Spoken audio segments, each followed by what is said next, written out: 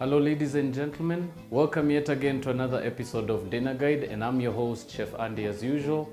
And today I'm going to be taking you on a beautiful journey of coast dishes. I'm going to be showing you how to make a very simple donut. We're going to be making the local Kaimati donut. So without further ado, I'm just going to let you know of what we're going to be working with. So from my farthest end, I've got some all-purpose flour, I've got some salt there, some sugar, I've got also some vanilla essence and some oil. I've also got some yeast and just a little bit of yogurt, and last but not least, just some regular room temperature water. So we're going to take a short break now. If you're going to be taking any notes with this particular episode and this particular recipe, do take this chance to grab your pen and paper, and when we come back, we're just going to go dive right into it. See you after a short while.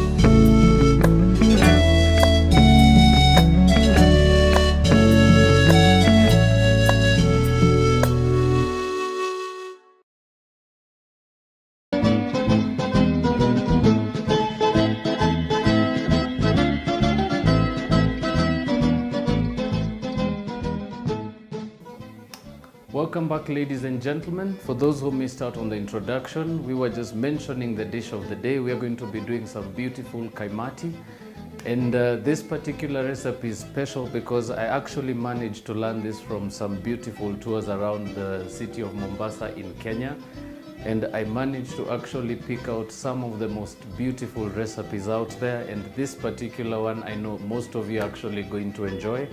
It's a very simple recipe, doesn't require so much. Actually, it's one of the easiest ones I have managed to come up with so far. So without further ado, we're just gonna go right into it. First thing I like to do every time I work with a bit of pastry or anything to do with flour, very crucial to have your sieve with you. Remember, the sieve actually allows you to be able to pick out anything that's in your flour, any foreign bodies that you might have not noticed when you started the process. So this is actually particularly crucial to make sure that you're safe from the beginning.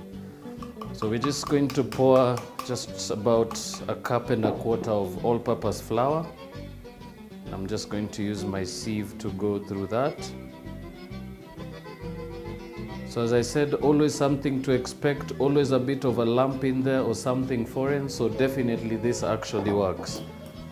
Right, so simple as that. So this is a very simple recipe. Everything actually goes in together. So I'm just going to grab a spoon quickly, and we are going to be incorporating 1 teaspoon of yeast in there. We're also going to be incorporating 1 tablespoon of cooking oil, and last but not least, some vanilla yogurt.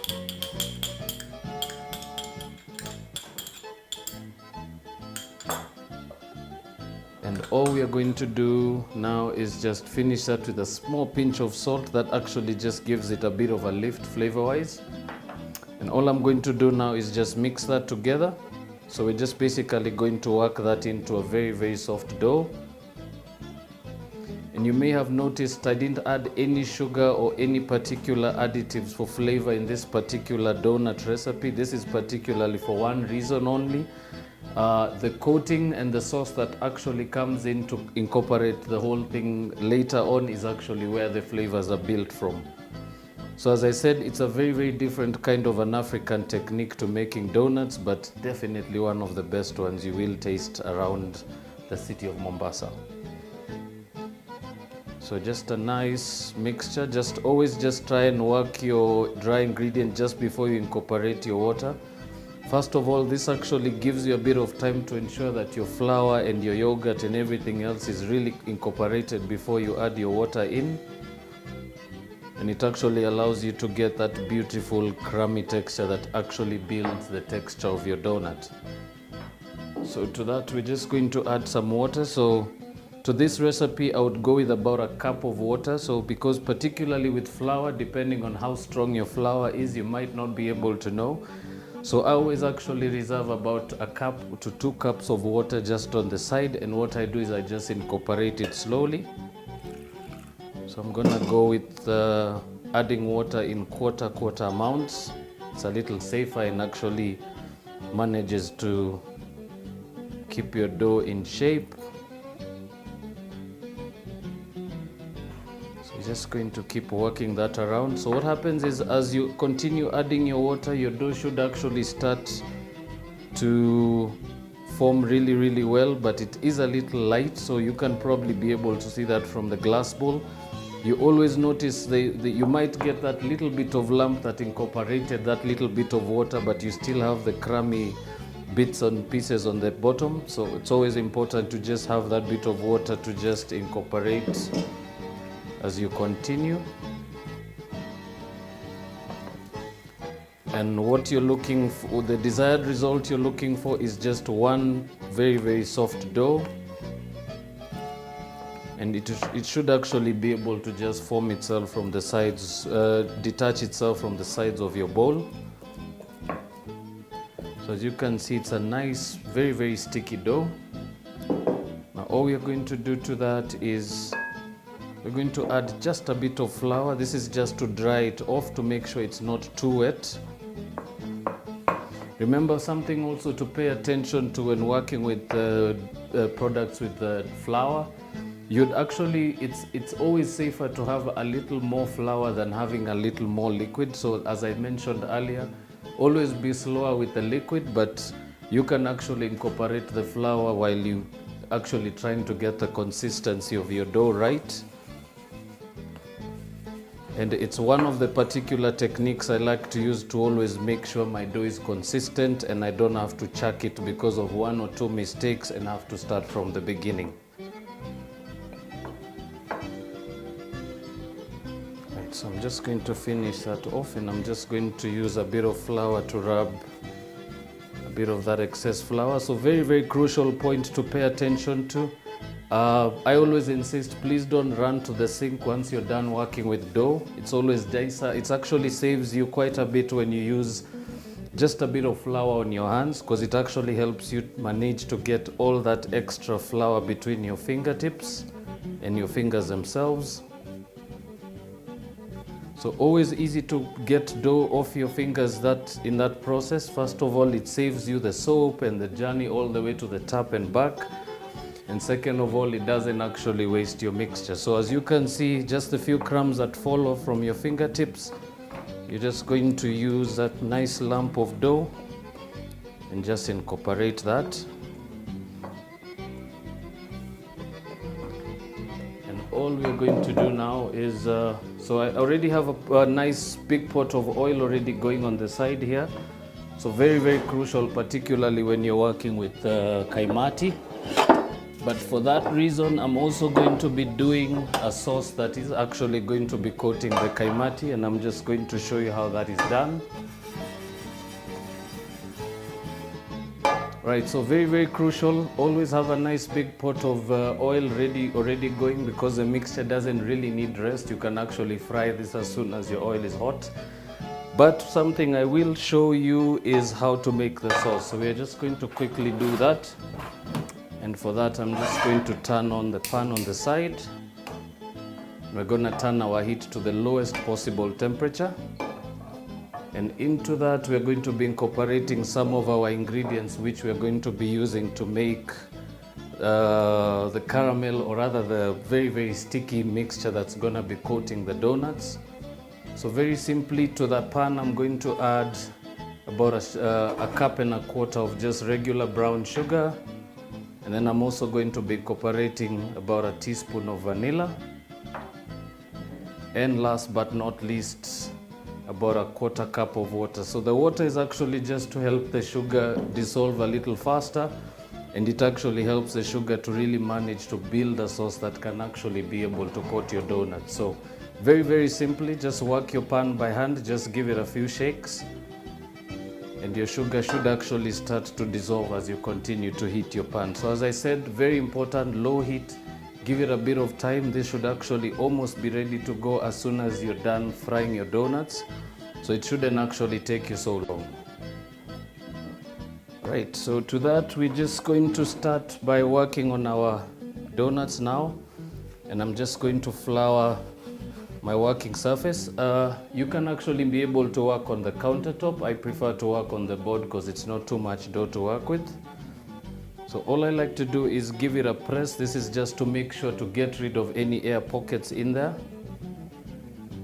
And all I'm going to do is just try and fold it and work it to the center, turn it around, and then just form that into a bowl of the side of the surface of the board. And now all we need to do is roll this up. So we're going to be rolling it into about a 1/4 inch thickness, but very, very important, always dust your working surface. Give it a nice, beautiful dusting before you start rolling your dough. And last but not least, always have a bit of flour on your hands as well. Actually, it prevents the dough from sticking and it makes it easier to work. And also always just have some on your rolling pin. It allows your rolling pin to really work easily without actually sticking to your dough. So very simple, press right in the middle and work your rolling pin forward and then back to the middle, and then you work it back. And then very simply give it a 90-degree turn. And all you're going to do is continue the same process, but always remember to turn it after the first 2 turns.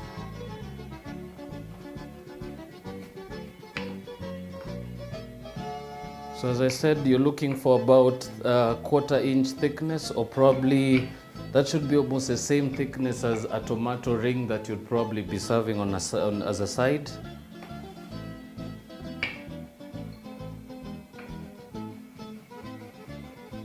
So we're just going to finish rolling off that dough. And as you can see, just if I can direct your attention here, you might start to see that the sugar starts to really settle at the bottom of your pan. So it's very, very crucial that you give it a shake just to make sure it actually dissolves really, really evenly. And now our oil is just about hot, so we're just going to finish rolling this out.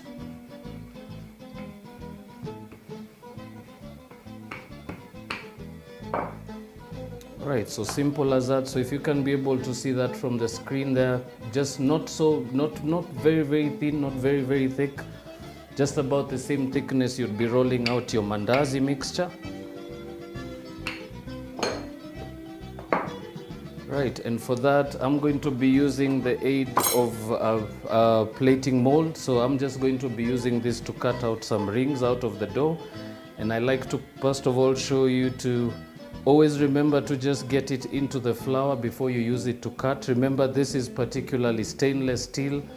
It may actually be very, very sticky when you try and push it through your dough and pull it out. So the flour actually avoids that, and the ring actually slides out really easy every time you get a clean cut. So very simply, over one side of the dough, and I always tap it twice and I lift, and I just continue the same process right around till I get to the end. Our sugar mixture is also now just about done. So as I said, never forget to keep mixing it and keep rotating your pan. It actually allows your sugar to just evenly continue to mix.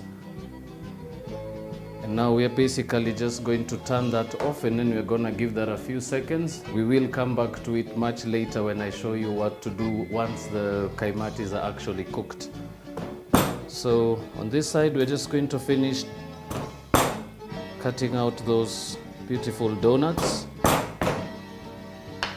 And very simply, once I'm done cutting, I like to just lift the rest of the dough that sits on the side, and I can just reconstitute that and actually be able to cut out a few more pieces.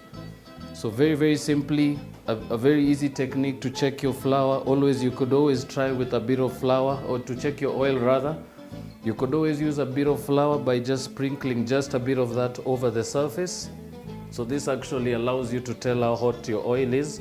And as soon as you see those beautiful bubbles right on the surface, you know it's about right to go in. So I particularly like to start with one piece. So I normally just drop a piece on the side like that, and I let it slide in.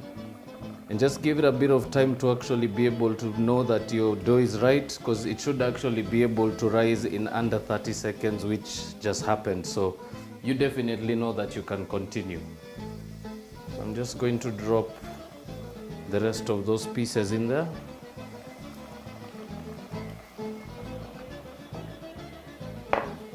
And very importantly, always have something that you can actually be able to lift those out of the oil with. And last but not least, of course, a plate that you can move them to. So very simply, I'm just going to use the tongs to just move them around the oil. So this brown really quickly, very crucial that you don't actually leave them unattended. They cook really fast. So very important that you actually pay attention so that you don't actually risk overcooking them or browning them too much. I'm just going to use my tongs to get a bit of that hot oil right over the top as well. That actually helps it to puff up a little bit.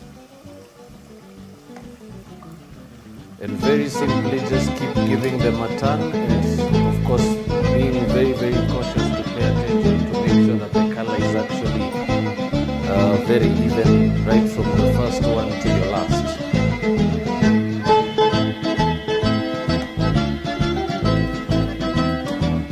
Right, so simple as that. These are now just about ready to take out, and as I said, I always like to work with my sieve. It actually comes really handy, and I'll show you how. So I will easily just grab a spoon here quickly that I'll use to lift those out, and all I'm going to do is just lift those out of the oil and just dump them straight over the sieve, and that actually just allows me to drain the excess oil really fast. Right. So I have some beautiful pieces there that are ready, and now basically we are just going to let those cool off a little bit. We are going to reheat the syrup really quickly just before we coat them, and then we're just going to finish off, and basically your dish is actually ready. But before we do that, I'm going to take a small break myself and clear up my station, and when we come back, I'm going to show you how to finish this off in a bit of some beautiful syrup on the side there with vanilla, and how you can use very different techniques and different ways to plate. So please don't touch that dial. We'll be right back.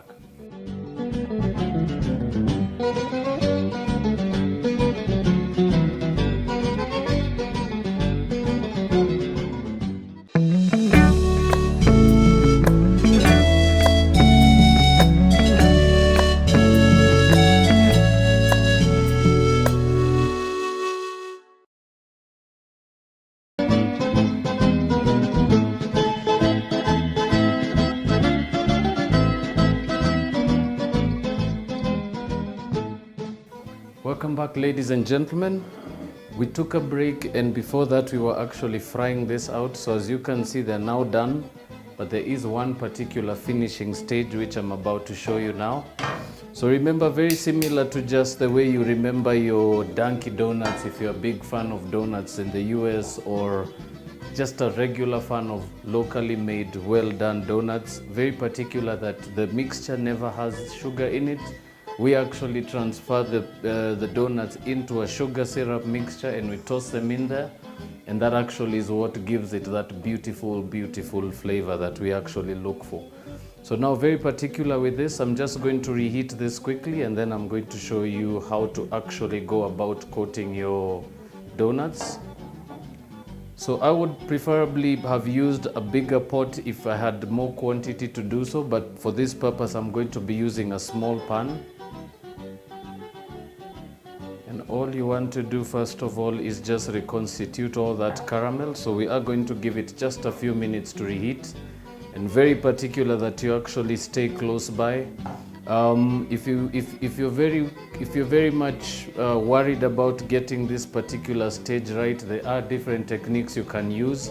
If you're not already accustomed to doing it by the naked eye, you can actually be able to get a thermometer. A sugar thermometer should actually give you as much detail as you need concerning this particular process, and you should actually be able to get it right every time. But I always recommend, if you're going to be doing it at home, try it a few times. You will actually get it right after a few errors. Remember, not even the chefs that we don't become chefs of trying it once. It's actually a constant number of errors that actually makes you a little more confident with what you do. So as you can see, the sugar now just starts to bubble off the top. Very, very particular also to remind you, never please attempt to test sugar syrup temperature with your fingertips. Remember, this could burn right through your skin, so very particular, never use your hands. So as you can see, it just starts to bubble and the mixture just starts to really, really thicken up. And once you get to that stage, very important that you now get another pot. And we're just going to give that a few seconds to heat, and I'll actually show you what to do after that. So for this particular stage, it's always just important to keep moving your pan around. It actually just helps you to maintain that beautiful golden color of the sugar. Remember, caramel continues to darken on the heat, so very particular that you don't heat it too fast and then maintain it at high heat. It's always good to bring it up to the boil and then maintain it there, and it actually will still keep that beautiful color. So very, very simply, I'm just going to transfer my Kaimati into my pan, and all I'm going to do is pour that beautiful sugar syrup right over them. And now all that is left to do is basically just keep tossing them around in there. And then this basically just help them get a nice even coating. And remember, if we threw them in the sugar first, they would absorb too much and they would be soggy. But this particular process really helps you get just enough sugar around them. And as soon as it hits the pan, they actually start to really caramelize really well right around the sides. And this can now come out in maybe about 2 minutes after going in there. So I like to particularly recommend this particular kind of a pot because it actually has two arms which you can actually use for grip. And it actually allows you to get a little more grip, especially with the fact that you are working with sugar, which is something that could actually be very bad and very injurious to you. So easy as that, and we're just going to turn off the heat, and I'm just going to move those onto a plate. So very, very simple technique, as I mentioned, and I bet most of you now have managed to see how it's done. You're probably all going to want to try it. So I'm just going to place those right around the center of my plate. So remember, if you're looking for a very, very beautiful snack that you can easily make at home, something you can give the kids after dinner during a festive season like the one we are in now, or particularly if you're actually going to be having maybe a couple of guests over and you're looking for something really easy that can go around really easy, this is one of the best options to go with. And particularly for this segment where we're actually going to be covering some beautiful and easy grandma recipes, this is among the best and easiest ones to go with. So as you can see, the plate is just black, it looks a little naked. So I like to use just a bit of icing sugar just to give that a beautiful finish. And all I do is just get that icing sugar to pour right through my small sieve. And all I do is also use my fingers just to get that icing to really just fall really lightly over the donuts. And that, ladies and gentlemen, is my homemade version of homemade Kaimati. I do hope you've actually managed to learn something today, and you're definitely going to be looking at trying this out yourselves. From the studios and myself, it has been a pleasure being with you guys today, and until the next episode, I do also recommend, do check out our previous episodes, do check out our Facebook videos, and our YouTube videos. Do leave your comments, your inquiries, or anything that particularly pertains the show that you'd like to share, and we will definitely be looking forward to getting back to you. So from the studios and myself, it's been lovely. Have a lovely season. Enjoy your Christmas season. Enjoy your beautiful homemade donuts. And until the next episode, see you soon.